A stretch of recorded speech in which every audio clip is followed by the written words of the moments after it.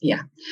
Right. The phosphorus paradox. Now, the first slide that's shown there, I will show this one again later in this presentation, but what you're looking at is a highly magnified view of a very young root from a plant, has lots of root hairs, and you can see there are lots of exudates coming out of that plant root. Now, that is a very healthy situation. That plant is going to be, if it was in the soil, would be surrounded by microbes that would be responding to signals that are coming from that plant, because the plant is feeding the microbes for a reason. It's feeding them in exchange for nutrients, but it's also feeding them in exchange for genetic material that the plant might need for some reason or other. And we'll talk more about that probably next week and the week after. I'll particularly talk about plants taking genetic material from the soil. So the plant has this ongoing conversation with microbes in the soil, and the microbes also have an ongoing conversation with the plant. And really, this is the basis of the whole story about phosphorus, the whole story about nitrogen, and the story about all of the other macro and micronutrients that plants need. It is all about what is going on around plant roots, and that is something that we as farmers, as ranchers, we can change what happens around plant roots. We have the power to change that. So we have the power to change what happens in our soil. Now, somehow or another, I just accidentally, you're not praying enough, everybody, because I've just jumped over 2 slides. Okay, so plants cannot move. I mean, that's the obvious. We all know that, but we don't think about what are the implications of the fact that plants cannot move. And if you think of a plant and the roots going down into the soil, the roots can only be in that one spot wherever it is that they are. And I just said that phosphorus is not mobile. So if phosphorus is 1 inch or 2 inches or 6 inches away from plant roots, there is no way that they can get it, even though there might be abundant phosphorus in the soil. And it doesn't matter whether a plant is just going to be there for 3 months or 6 months or 6 years or 60 years, or some of our long-lived plants for 600 years. In fact, the longer a plant lives in the one place, the more difficult it is actually going to be for it to get everything that it needs. And if a plant is going to be in one place for any amount of time, really, it's very, very quickly going to use up everything that's in the immediate root zone. So that's something that I want you to remember, that there has to be another mechanism other than plants simply sucking up nutrients through a straw, as we're commonly led to believe, and which is why nutrients are commonly applied in a water-soluble form. We have this sort of hypothesis in our head that, so if the soil is moist and if the nutrients are water soluble, the plant is going to be taking up moisture, and at the same time as it's taking up moisture, it's going to take up all the things that it needs. Well, it doesn't actually work like that, because if plants could only access the nutrients in the immediate vicinity of the roots, as I said, they would very quickly starve. So what is a holobiont? This is a concept that I introduced last time I gave this webinar, and a holobiont is really the whole. It's the plant and its microbiome, because it cannot function without the microbes around its roots. So every living thing is a holobiont. Humans are holobionts as well, because we cannot function without the microbes in our gut. Ruminants are holobionts because they cannot function without all the microbes in the rumen. And I gave the example last time of a cow. If we took the rumen away from a cow, there is no way that the cow can possibly survive. When we take the microbiome, in other words, the microbes that are living all around the roots of a plant, when we take that away from a plant, there is no way that the plant can survive unless we force feed it. And that is what has actually happened in our current day agriculture, is that the sorts of things that we've unknowingly done, like having bare ground between crops, by even having a large amount of bare ground between rows. If you think of something like corn with widely spaced rows and a lot of bare ground between those rows, or having something that grows for a couple of months of the year and then the rest of the year the ground is bare. we have created conditions where the microbes fail to survive in the soil. So it's very hard for plants to actually have an effectively functioning microbiome, but it needs a microbiome to work as a whole. So in our case, in the human holobiont, and this is another important distinction as well, it also works for plants, that we have genetic material, our DNA, that we inherit from our parents. And so our hair colour and our eye colour and those kinds of things are inherited from our parents, but we obtain our microbiome from our mothers. And it is actually our microbiome that is essential for our health. So in the case of a plant holobiont, the plants obtain genetic material from their parents, I suppose. It's the same situation. So we know that, a wheat plant is going to give rise to wheat and a corn plant is going to give rise to corn. I mean, everybody understands that. But it's the plant's microbiome that actually determines how healthy and productive that plant is.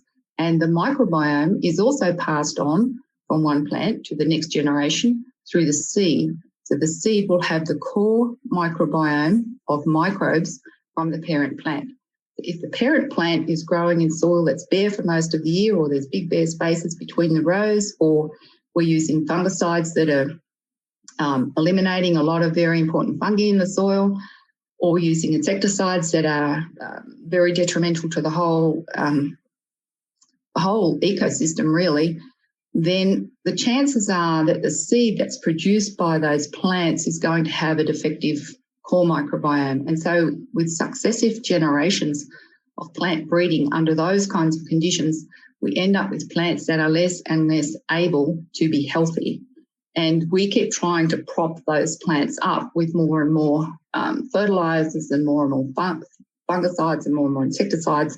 And that is the path that we've gone down without realising why it was that we needed to keep on using more chemicals. And we're seeing the same thing in human health as well, that people are becoming less and less healthy. One word for that is epigenetics. In other words, the next generation is inheriting less functional microbiome from its parents, and then the children of those children in turn inherit a less effective microbiome. It's got nothing to do with genetics, really. It's got everything to do with microbes and applies equally to all living things. So in this diagram here, we have a bean plant on the left-hand side and a rice plant on the right-hand side. So they're in two different plant families. And the black line along here, obviously, is the ground level. And all the little dots all over this diagram represent microbes. So if we just look at this bean plant on the left-hand side, we have the roots below ground, obviously, and all the microbes that live around plant roots are called, is the rhizosphere microbiome. And that's the one where most research has been done and the one that most people are familiar with. I think just about everybody these days knows that there are microbes living around plant roots and that they're extremely important for many reasons. And everything that is above ground, the stems and the leaves and the flowers, the seeds, that's the phyllosphere. The area above ground is the phyllosphere. And there's also a phyllosphere microbiome. In other words, there are microbes on the leaves, in the leaves, on the stems, in the stems, on the flowers, and as I said, in the fruits and the seeds. And it is the microbes that end up in the seed that form the core microbiome, which are really important for the next generation. But the microbes that end up in the seeds, initially all the microbes are actually taken up from the soil, or most of them are taken up from the soil. So if this isn't healthy, if we plant seeds that have fungicides and insecticides on them for a start, we're having a really detrimental impact on that whole rhizosphere microbiome. So there's not going to be a functional microbiome for the plant to even be able to take up beneficial endophytes. And so we end up with a lack of beneficial endophytes in the core microbiome, and then the next generation of plants is not going to be healthy either. And if you think about how that has happened over decades, with plant health deteriorating over time, soil health deteriorating over time, we've got to the situation we're in now, where if we pull everything from our crops, if we don't use nitrogen fertiliser, if we don't use phosphorus fertiliser, If we don't use fungicides and insecticides, we basically won't get a crop. And this is the unhealthy situation that we've got to, because we haven't understood that the plant actually needs to function as a holobiont. It needs to have microbes in every part of it. And in fact, any part of the plant that you wanted to look at, if you looked at it under a high magnification, you would see, in a healthy plant anyway, that there would be more microbial cells in there than there are plant cells. So if you looked inside a plant leaf at high magnification, you would see that there are a lot of microbial cells inside that leaf, and that they're very important. So we have the things that live inside are the endophytes, and the endophytes are beneficial microbes that live within plants. Endo is in and phyte is plants. So the endophytic microbiome is everything that lives within. So we have the philosphere microbiome is everything living on the outside. The endophytic microbiome is everything living on the inside. And the whole thing with all those different microbiomes is the holobiont. And then when we consider other plants that may be growing together, and they all have different rhizospheric microbiomes, and when we have a lot of different plants growing together in, say, a diverse pasture or in a diverse cover crop or in a companion planting, which is becoming something that's becoming much more popular, or, in your wide rows with your interseeding and all of the different kinds of plants that are growing together. Then we have what I called last week was the sociobiome. It's all the different microbiomes interacting, and what happens then when we have lots of different microbiomes interacting. And that's also a very important factor. It's not just the microbiome that's associated with one plant, but what happens when we have lots of different plants growing together. So how can you tell that your plant is actually functioning as a holobiont?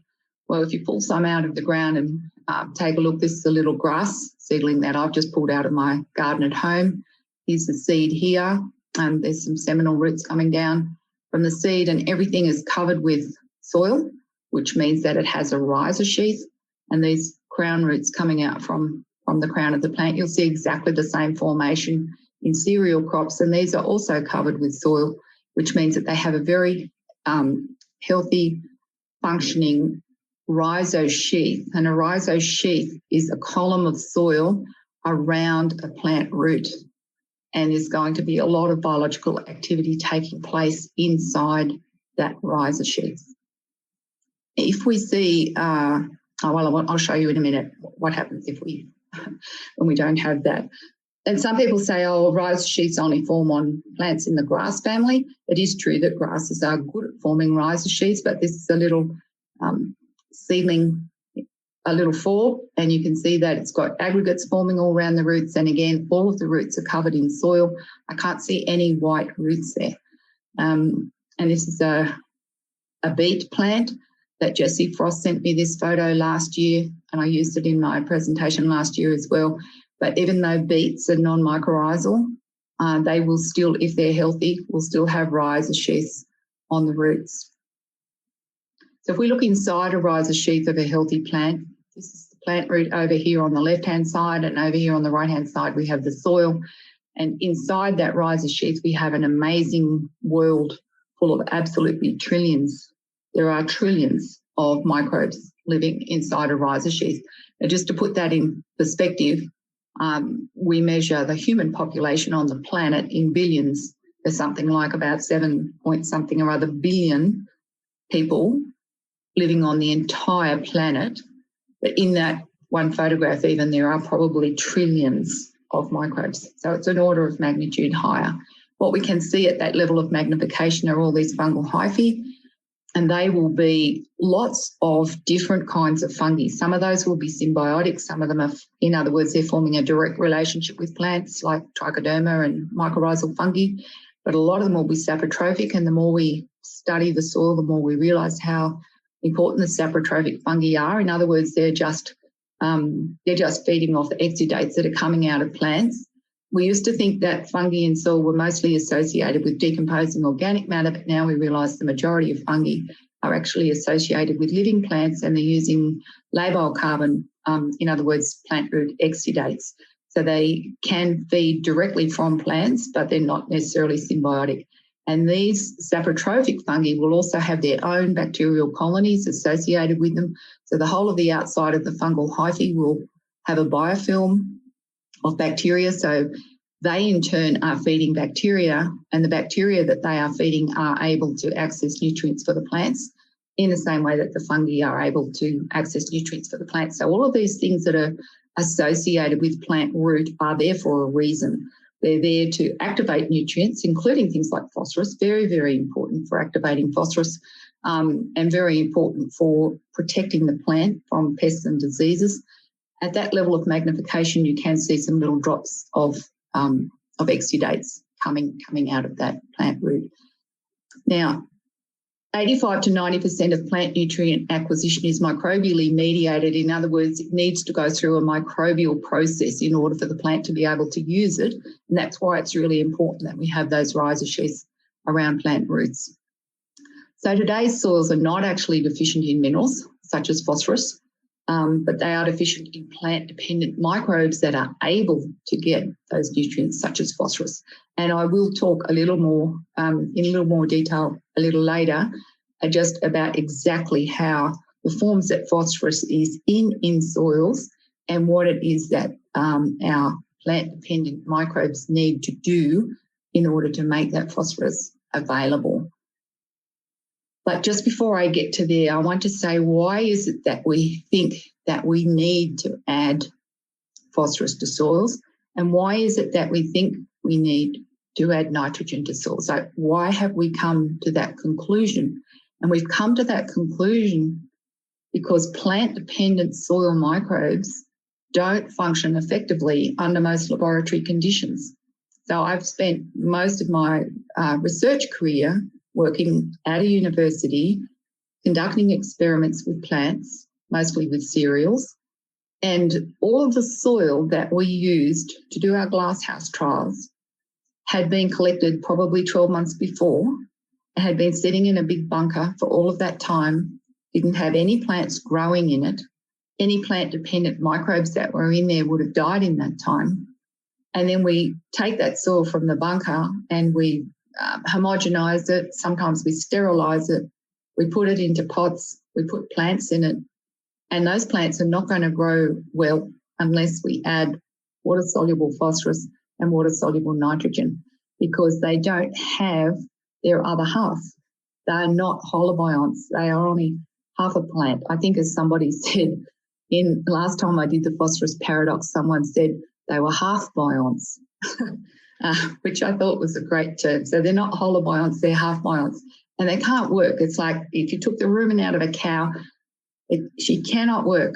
And if we take the microbiome away from plants, they cannot work. And what do they look like? When we look at plants that are only half a plant, a half biont, we can see the roots. We see all these, what I used to think were lovely white roots on our plants. And that is not healthy. Because what that means is that the only way that that plant, if it has clean white roots like that, the only nutrients it can get are the ones that are right next to the roots. And once that runs out, it's going to be deficient unless we apply more. And we're going to have to apply those things in a water-soluble form so the plant can basically just suck them up out of the soil like sucking them up through a straw. And we have done decades of research on plants that look just like that. So you can throw out most of the textbooks, most of the research articles. In fact, anything that even today I will pick up something, I'll go, oh, there's an interesting article on phosphorus, or there's an interesting article on nitrogen. And they've spent, thousands of dollars, maybe hundreds of thousands of dollars doing this huge research trial. And I look and I go, wow, it was either done in a glass house with soil that wasn't biologically active, or was done out in the field with a monoculture in soil that was probably bare between monoculture crops, or in soil that's been, treated that way for decades. In other words, not in biologically active soil. So if it is not biologically active soil, yes, you are going to get a response to nitrogen and phosphorus. If the plant is actually functioning effectively as a holobiont, you will not get a response to nitrogen or phosphorus because the plant won't need it because it can get its own. So we've come to the wrong conclusions about what plants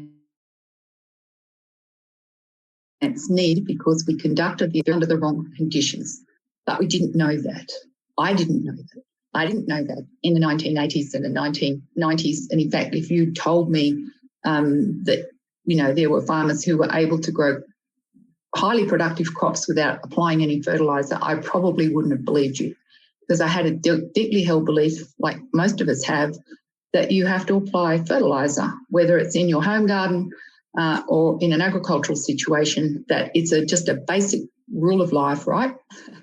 Plant seeds, add fertiliser, and that's what makes plants grow. And we all, nearly all of us, believe that, and we have believed that for a really long time. So it's hard to get that out of our heads, except that you have to remember that all of the experiments and all of the, not even just the experiments that were done in universities, but what we saw in the field, in soils that were not biologically active for all the reasons that I mentioned, mostly because we had too much bare soil and we had soil that was bare for too long. Remember that these microbes are plant-dependent microbes. We have to have plants there all the time. We have to have lots of different kinds of plants to actually stimulate that soil microbiome to make things like phosphorus available. And only the plants and the microbes actually working together can produce fertile, well-structured soil, because we don't only just want plants to be able to obtain the nutrients that they need from soil, but we want our soil to be well-structured too. And this is a really important part of the equation, because those root exudates are the things that are not only going to signal to microbes and feed microbes, but those root exudates are going to be the starting point for soil aggregates and well-structured soil.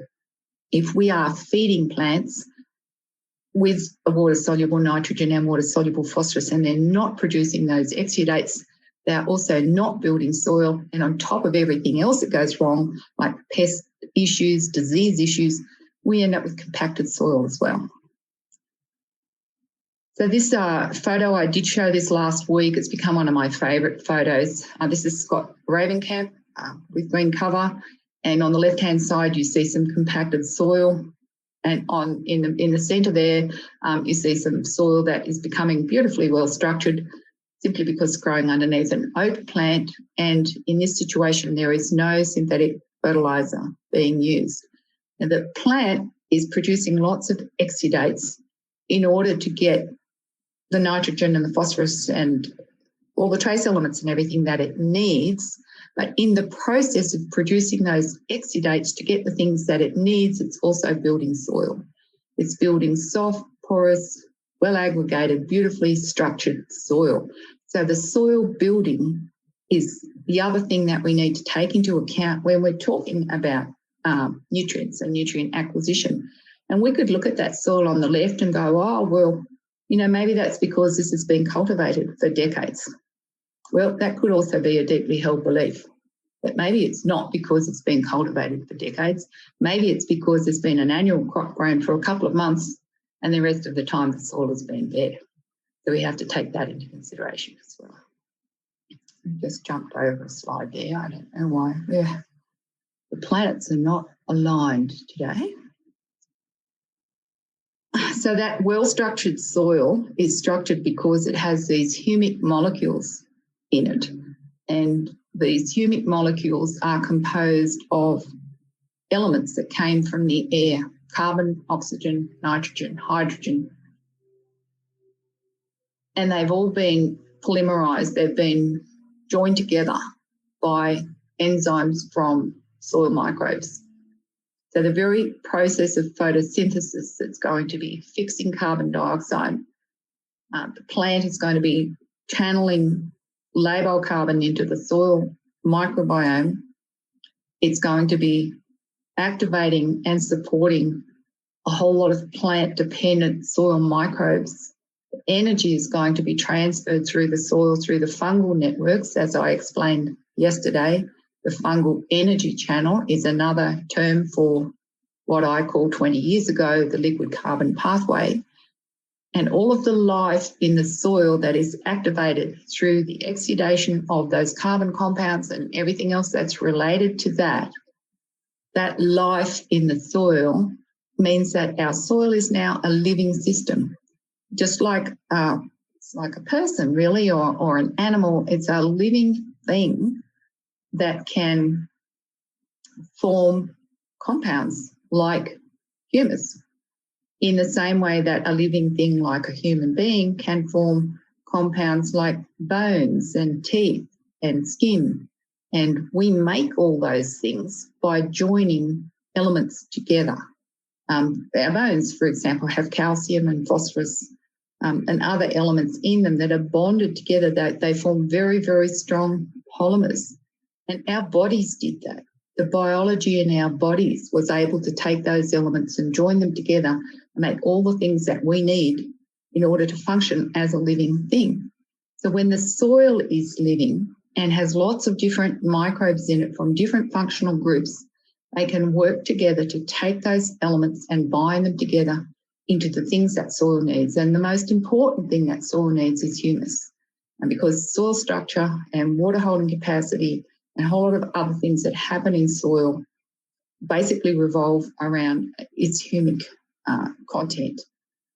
And that polymerization process that you're looking at there in that diagram cannot take place without microbial activity, and the majority of these microbes are getting their energy from living plants. And to form that molecule, the nitrogen that's in there, just to go back, the nitrogen molecules are the blue ones here, are an intrinsic part of the humic molecule. It cannot form unless nitrogen is being fixed biologically in the soil. And I will talk about that a little bit next week in the nitrogen solution, about how nitrogen is fixed biologically in the soil and how it gets into that humic molecule. But the important thing that I want to mention today, if I can get this to work, is that for the nitrogen fixers, in other words, the bacteria and the archaea that actually take atmospheric nitrogen and fix it in a plant available form and in a form that can be incorporated into a humic molecule, are stimulated by phosphorus solubilizing bacteria. I know this sounds complicated, but nothing in the soil works alone. None of these groups of microbes work alone. Biological nitrogen fixing bacteria do not work alone. Phosphorus solubilizing bacteria do not work alone. One of the things that annoys me about the current research, or some of the current research, is I think, oh, here looks like an interesting article on phosphorus. And what it will be about trying to isolate some phosphorus solubilizing bacteria from the soil, multiply them in the laboratory or whatever, and sell them to farmers. It's like, oh, here are some phosphorus solubilizing bacteria. You can put these on your seed and these are going to help you. They do not work alone. You have to have the whole suite of microbes that you would find around healthy living roots. All you really need to do as a farmer is get some diversity in there, have green cover like all year or for as much of the year as you can, and stimulate the plant-associated microbes that way. It's not a matter of buying these things and adding them to the soil. And remember that they don't work alone. So if we, in our wisdom, think, okay, so our plants need some more phosphorus, they're not growing well enough, we put some soluble phosphorus onto the soil, we knock out phosphorus solubilizing bacteria because they're not needed. We didn't kill them, but the plant just stops supporting them. And if we haven't got phosphorus solubilizing bacteria functioning in the soil, biological nitrogen fixing can't take place. I don't know whether I've managed to explain that or not. I realise it's complicated. The only thing that you have to remember is that you need to have lots of different kinds of bacteria or lots of different kinds of microbes really in your soil, because your fungi are very important too. So the point about that is that if the humic molecule contains nitrogen that has to be fixed biologically, and we add water-soluble phosphorus, which inhibits phosphorus solubilizing bacteria that are important to activate nitrogen-fixing bacteria, then we are inhibiting the entire soil building process. I hope I've made that clear. And that is the phosphorus paradox. We think we need phosphorus because we base that on what we see, but we're observing under conditions that aren't appropriate. We add phosphorus because we think we should, And what we do is cause a whole cascade of effects that are deleterious not only for plant health, but also for soil function and soil structure. And then when we end up with compacted soils, structuralist soils that look like concrete, and we add more phosphorus to try and get the plants to grow, and then we get, a big downpour of rain or something and half our soil washes away, guess what happens to the phosphorus? All ends up down in the river, down in the lake, out to sea. It's a compounding problem. So we have to wind that back and think about how soil functions really. And the other thing too about soil is what's become very popular is everybody talking about soil as a carbon sink. I mean, it's not only what soil can do for our crop production and our pasture production, but people are talking about soil as a carbon sink for removing carbon dioxide from the atmosphere. And we know that topsoils is really the most logical place to put that carbon because topsoil holds three times as much carbon as the vegetation does. I don't know what's going on with this today. This has never happened to me before, but it's jumping over 2 slides at a time. Actually, this did happen in a green cover workshop one time. We won't go into that. So 2 years ago now, the world first and an Australian first was an Australian farmer issued Australian carbon credit units, ACCUs, for sequestering soil carbon under our federal government's emission reduction fund. And the reason I'm mentioning that is it's the first time anywhere in the world that a farmer has received carbon credits for soil under a government-regulated scheme that is based on measurement. We've had proxy systems in the past, like Chicago Climate Exchange, for example, but this is actually measured carbon across his whole. Oh boy, this has never happened before. When I've been giving a webinar, it's never happened before. Okay, let's see if we can just do one slide at a time. Right. So in over a 24-month period, Niels has sequestered nearly 25 tonnes of CO2 per hectare, CO2 equivalents per hectare, which I find really interesting because it's measured in a government scheme. It's measured using all the protocols, and boy, oh boy, are they strict. And just about every soil scientist in Australia for the last 20 years has been saying it is not possible to build soil carbon in Australian soils. And now we have a farmer in a 24-month period, 25 tonnes of CO2 per hectare, or took 25 tonnes of CO2 per hectare out of the atmosphere and sequestered them in their soil as organic carbon. So in other words, that equates to 6.7 tonnes of carbon per hectare. So I'm not quite sure what those scientists have to say about that.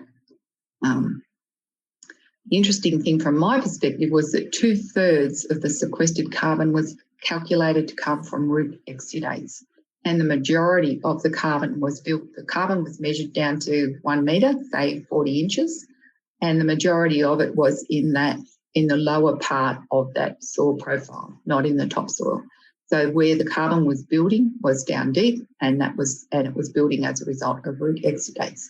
So here we come to the photograph that I used right at the beginning of this talk. These are the things that are going to build soil for you as well as support the plant in terms of its nutrient. Now, Niels Olsen has not used any nitrogen or phosphorus fertiliser for the last 20 years, but he reports that his farm has become more productive every year. So what is the secret? Plant diversity. And this is a pasture situation, but how does Niels get diversity? He's invented this machine called a soil key renovator, and he basically goes over what you can see there on the right-hand side is probably, this is Victoria, so it would be just a ryegrass pasture, and he's going over it with a machine that's basically like a strip tillage, I suppose. It tills. He has calculated 17% of the soil, and it's only tilling it very shallow depths, like 1 to 2 inches, and just creating a seed bed to be able to put diversity into that monoculture of grass. And by doing that every year, you'll come back over it and over it, like each time planting over the same area again and putting a diverse mix of plants in and grazing those. That's how he has increased his soil carbon. He's done it through year-long green and plant diversity and not using fertilisers. So what is it about phosphorus? What are the key points about phosphorus that we need to know? A couple of things. One is that only 10 to 15% of any phosphorus that we apply as fertiliser will be taken up by plants in the year of application. Now think about that. When you're looking at how much money you're spending on phosphorus fertiliser, remember plants are only taking up 10 to 15% of that. So the other 85 to 90% is being immobilised in the soil, and it's not directly available to plants. And once it's actually become immobilised, unless it's activated by microbes, that's basically it. So every year you're putting phosphorus on, and most of it's going into what we call the soil phosphorus bank.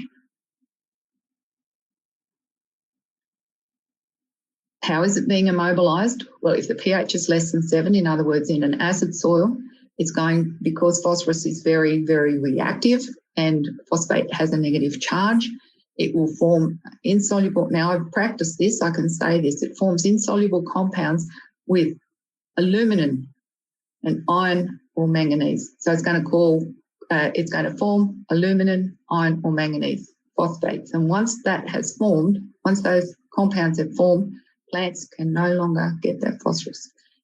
If the pH is above 7, in other words, an alkaline soil, the phosphorus is going to bind with calcium and it's going to form calcium diphosphate or calcium triphosphate, and those are insoluble. Once the phosphorus has formed those compounds, they are not available to plants. And the other thing I did mention earlier, that phosphorus doesn't move in the soil. Unlike nitrogen, which does, especially when it's nitrate, will rapidly move through the soil profile. But in the absence of erosion, the phosphorus fertiliser that you've applied moves no more than 1.5 to 2 inches from where it was placed. So in a pasture situation, if it's placed on top of the ground, it's virtually useless, really, because not that many roots feed from the top of the ground. And in a cropping situation where it's placed somewhere near a seed, that's basically where it's going to stay for the rest of the time. And once any roots get down, 6 inches, 12 inches, 30, 40 inches, whatever, down into the soil, that phosphorus that's been placed right near the soil surface is not available to those plants. So we're spending enormous amounts of money putting something that is rapidly immobilised and can't move to where the roots are anyway in the soil.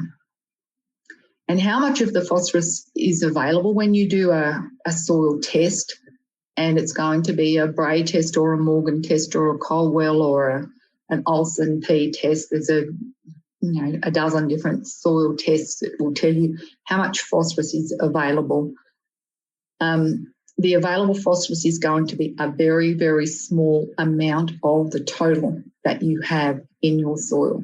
So for Olsen P, which is the test that's commonly used in New Zealand, and at the bottom of the soil test result, it will tell you how much of that is, what fraction that is of your total phosphorus. I don't know whether other kinds of soil tests say the same thing, but available phosphorus with an Olsen P test, if you have a high anion storage capacity soil, in other words, a soil that has a high affinity for phosphate, it's going to show you 1.4% of the total amount of phosphorus. And if you have a low anion storage capacity soil, it's going to show you 3% of the total phosphorus. In other words, basically in any soil anywhere in the world, your available soil P test is going to tell you somewhere between 1.5% and 3% of what's there. The other 97%, or 98.5%, is not going to show up on your soil test. And then you'll go out and you'll spend money on buying more phosphorus.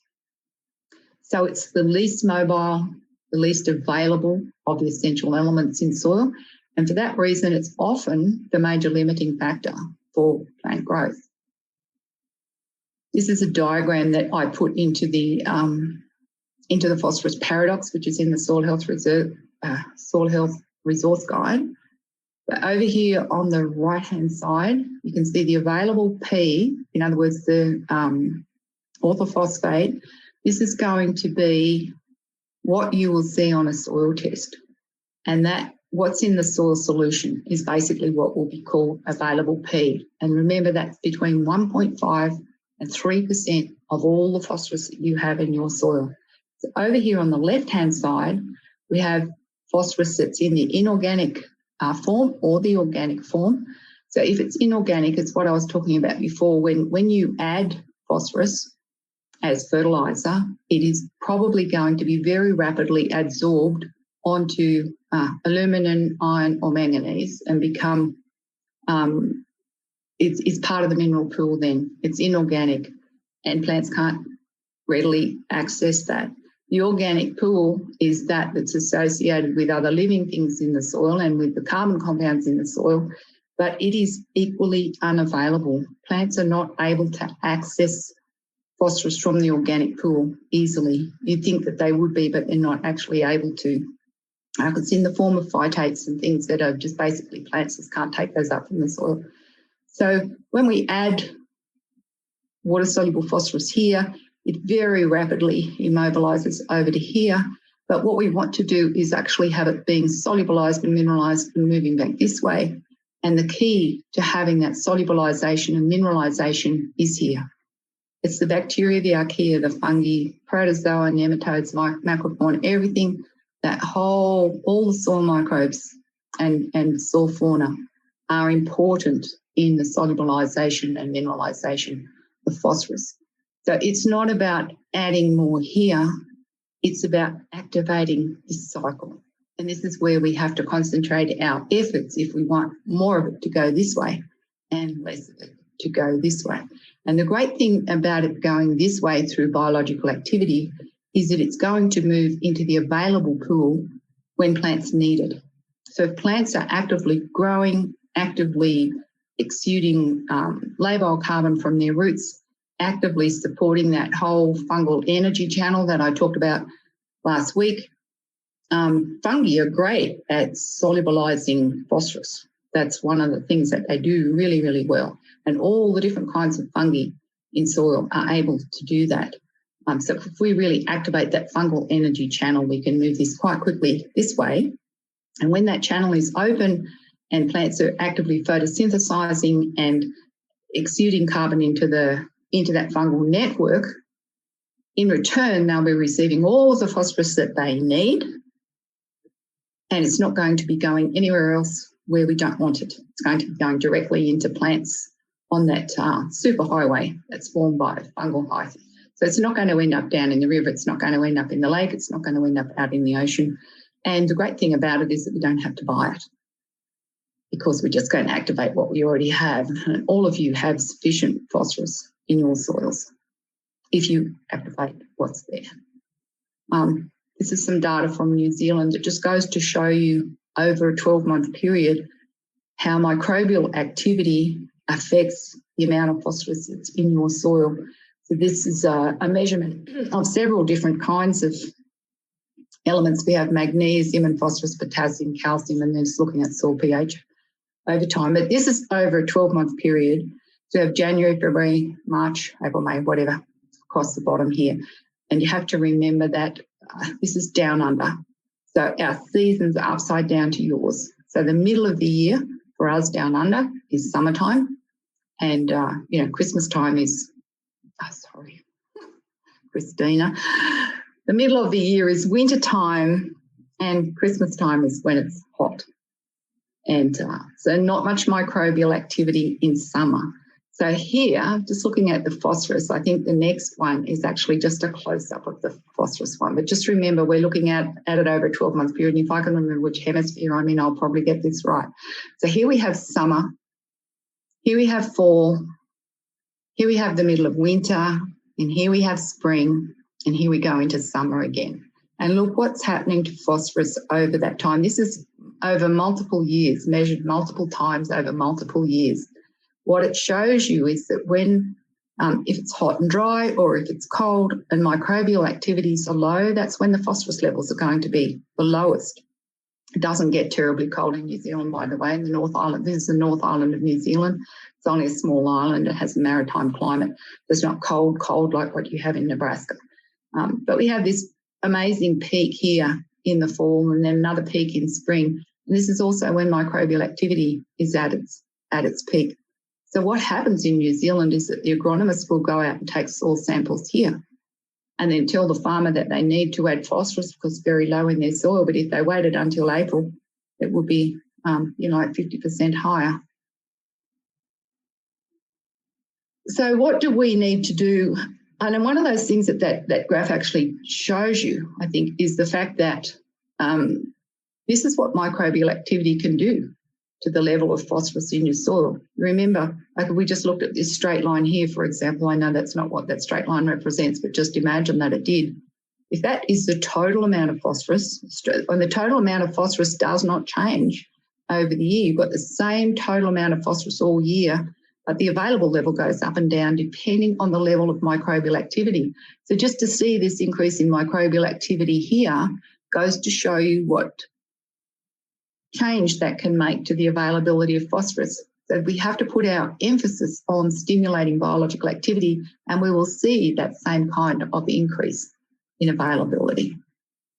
It's just jumped over 2 slides again. I have not ever had this happen before. So if we want to improve the levels of soil carbon, our organic nitrogen, our organic phosphorus, oh, you wouldn't believe this. I've just got a massive cramp in my leg. It's going to be one of those days. All of those things are going to come back to all of the nutrient cycling, the soil structure, plant health, all going to come back to optimising photosynthesis. And the best way to tell that is not going to be through a soil test. It's going to be through using Brix readings on our plants, and we need to take herbage tests to see actually what has got into our plants. A herbage test or a leaf test, a tissue test, whatever you call it, is going to be far more useful than a soil test in terms of assessing whether your plants are actually able to access phosphorus in the soil. And they're going to tell you what's being made available, what's moving into plants, and what's moving through the soil microbial community. And some microbes are able to produce phosphatase, which is the enzyme that actually makes that fixed phosphorus available to plants. And so they are the microbes that we need to be supporting. And the best way to support those, as I've said several times, is through plant diversity. If it's a pasture situation, then we need to have strategic grazing, and we obviously need to have biology-friendly fertilisers or preferably biostimulants.